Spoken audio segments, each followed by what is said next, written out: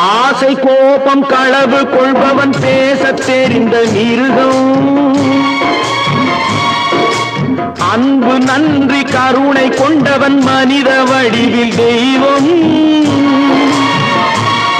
இதில் மிருகம் என்பது கள்ள மனம், உயர் தெய்வம் என்பது பிள்ளை மனம்.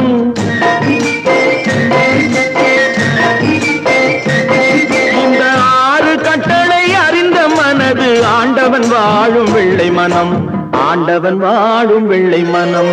6 மனமே 6, அந்த ஆண்டவன் கட்டளை 6.